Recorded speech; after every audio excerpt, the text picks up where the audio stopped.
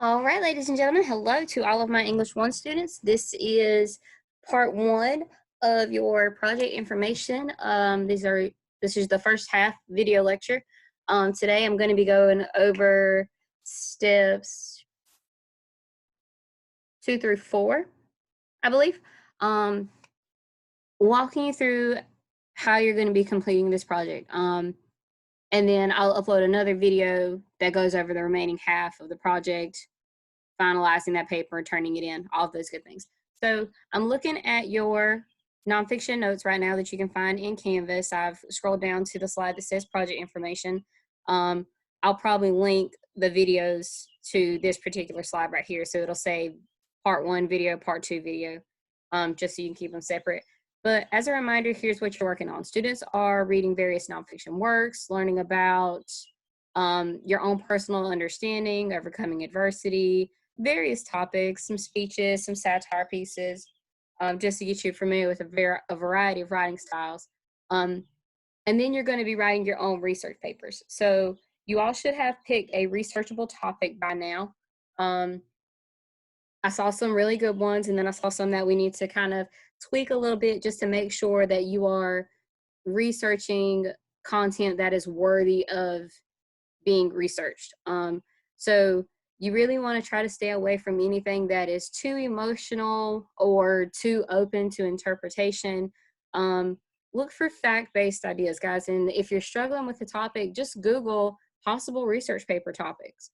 Tons of websites will pop up and it'll show you a list of all kinds of research papers that other teachers have assigned in the past. I didn't give you that list myself this semester because I wanted to see what you came up with. Plus, I'm wanting to hopefully see you write about something besides the traditional research papers that we always see come in. But the big thing is when you go through this process and you're going through your research papers, that your content is research worthy and that the research you're doing is good, it's quality research, and it's furthering your insight and your knowledge about a particular topic. So I cautioned you in one of the earlier videos about this project to be careful of choosing something that you're already too familiar with. Believe it or not, it is harder to research a topic you already know a lot about, because it makes you not want to do the research, or you feel that you know all this information, therefore everyone knows all this information. So all of those things, and we're going to keep on moving on. So standard papers, 2 to 3 pages, MLA format, not including your works cited page. Honors, it's 3 to 4, not included your works cited page. But no matter if you are a standard or honor students, you must have a minimum of 3 sources. In MLA format, we will talk about later, but essentially that means that the paper is typed, it is double spaced, you have 1-inch margins, 12-point font, in the style of Times New Roman. I will get to a stage and a step in the process where I show you how to do all of this via your Google Doc, okay? And so we have writing a research paper. Here is what we are going to do today. We've actually already done step 1, so today I'm going to be doing steps 2 through 4. Yeah.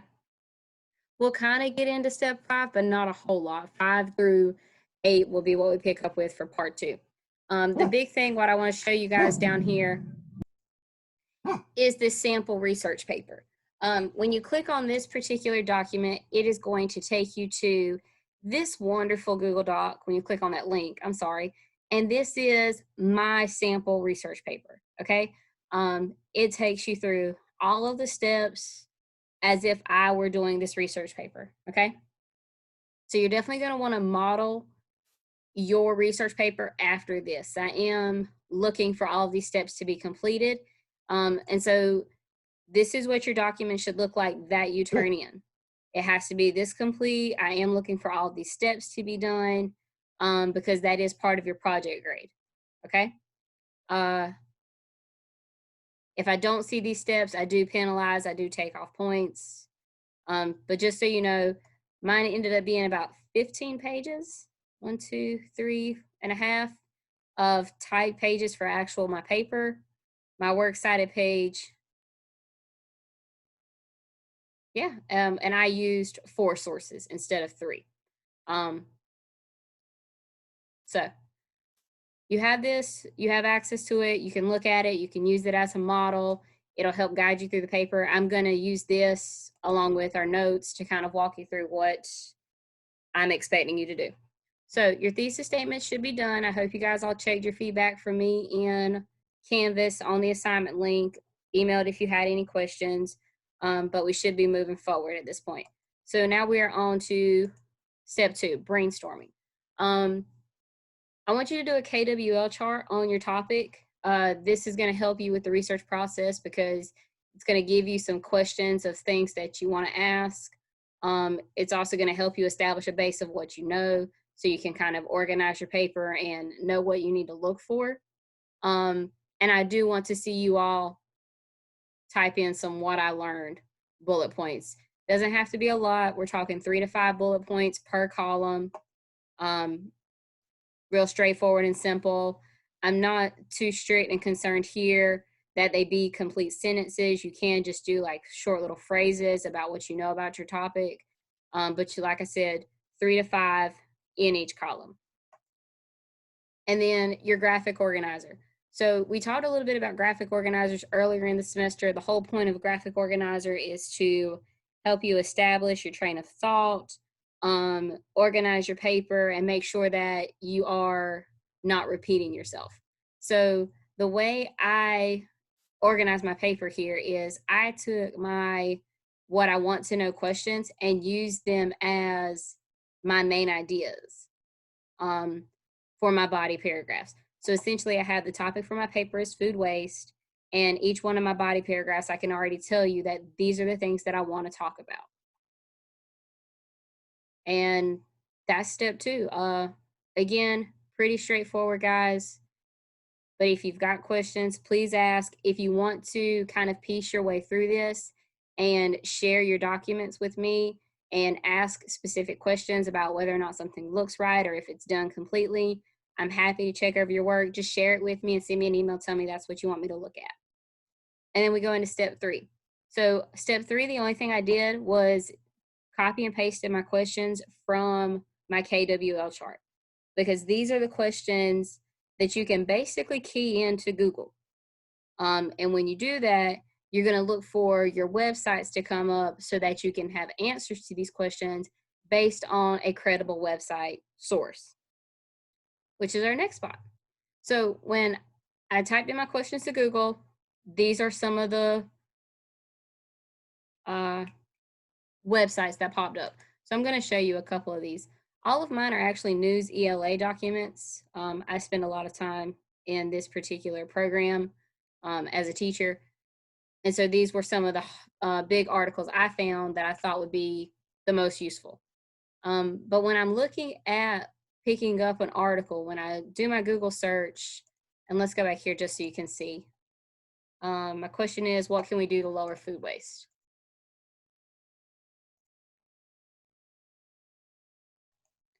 So when I type my question into Google, I see my various websites, they pop up, and let's say I want to look here at this article.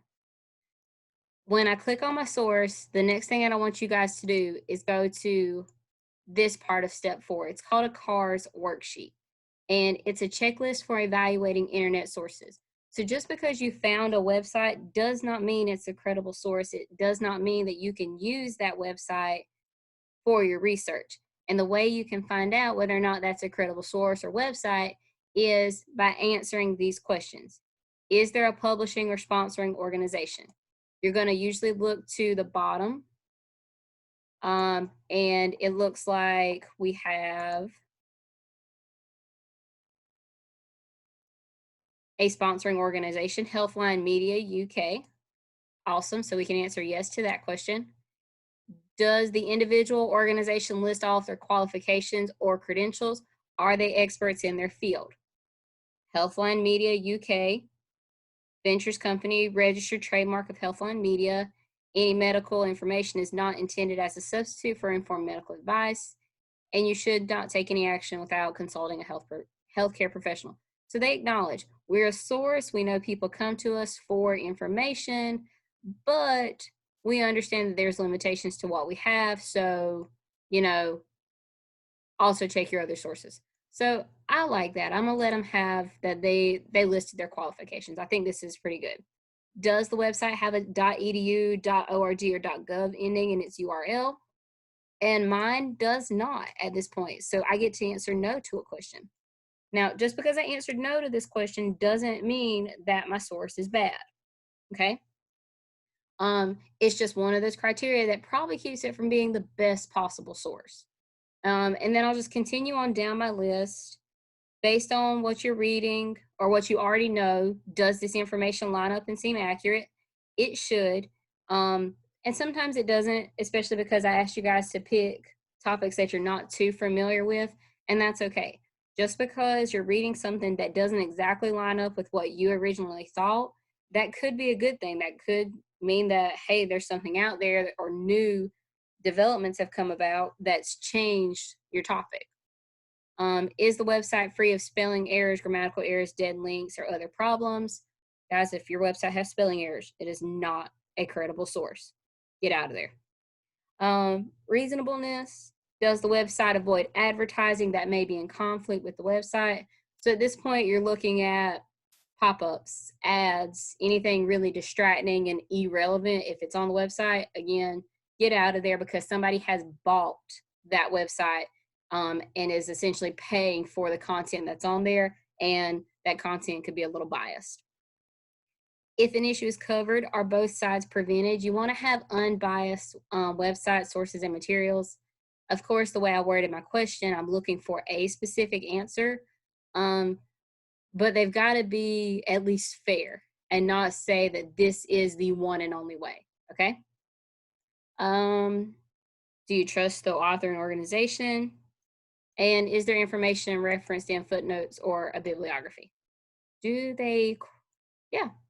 So they have additional footnotes down here, plus 6 sources. So they say they can show me here, they got their information or it's backed up somewhere else, okay? So for the most part, when you're checking your resources on this CARS worksheet, you wanna at least have more than half of the questions be a yes, okay? So we've got 3, 4, 5, 8, 9 questions here. If 5 of your questions answer yes, it should be a well enough source. But if 6 of your answers are no, you need to get out of there. You need to find a different source. Okay, guys, I will be looking at your sources for your research paper. Credible sources are a biggie when you're doing research. Okay, so I searched all my questions. I found my 4 websites. Again, you guys only need a minimum of 3. And with each of my websites, I checked them for credibility. They all checked out. I was good to go. I do not need you to write out this checklist, okay?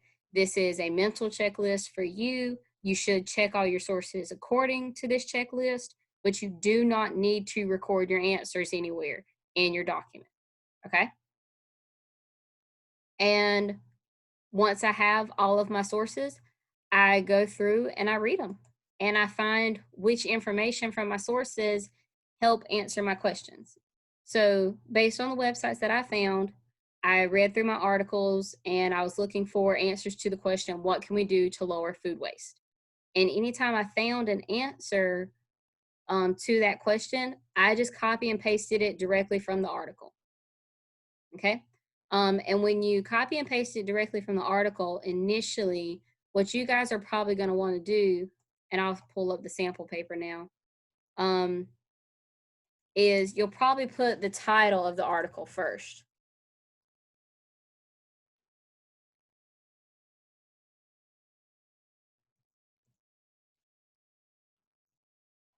Until we get to the point where we're ready to actually do these in-text citations, anytime you find a quote that you like in response to a question, I want you to put the title of the article and the author's name if you've got it. If not, not a big deal. Just so that way when we go to do our works cited and insert this information into your actual research paper, you've already got your citations done, or at least part of the way done. Ah, this is what I get for trying to do too many things at one time. Uh, and so you see with each one of my questions that I have, I didn't stop when I just had one answer.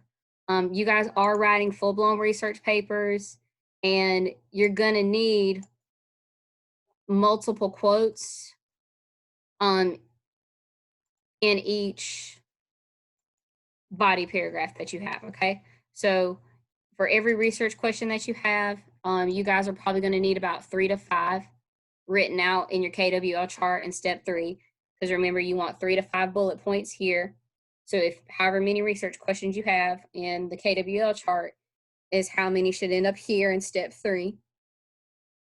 And then for each question, you want 3 to 5 bullet point answers. So you want 3 to 5 quotes from your sources responding to your question.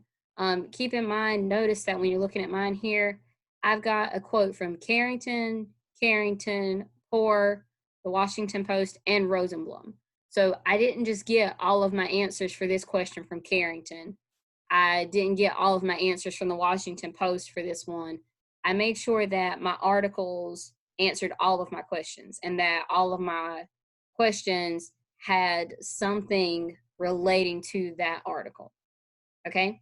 And guys, if at any point you need to rewrite research questions or you need to add a website, it's completely fine. Just make sure that you follow these steps for checking those internet sources, and make sure you update your KWL chart and your graphic organizer. Okay. Part of the research process is learning to be fluid, going back and forth between things. Just because you pass step 2 doesn't mean you can't go back and look at it again or change something about it. All right. So we showed you how to do your Google searches for your websites, showed you how to do your CARS worksheet and your responses to your research questions. And again, guys, this is a sample of mine as if I had done this assignment. This is the research paper I wrote. So use it as a model, use it to kind of help you keep on track and make sure you're doing the right things. And again, if you have questions or if you want me to look at bits and pieces of this as we go along, just send me an email, share your paper with me. Hey, Miss Taylor, can you look at this? Okay. So there will be a second video coming up shortly, going over steps 5 through 8, if I'm not mistaken. Let me get back here. Yes, 5 through 8. Keep in mind, guys, that this research paper is due. Did I put it in your notes? No, I did not. Darn. Let's go look and find out at my calendar.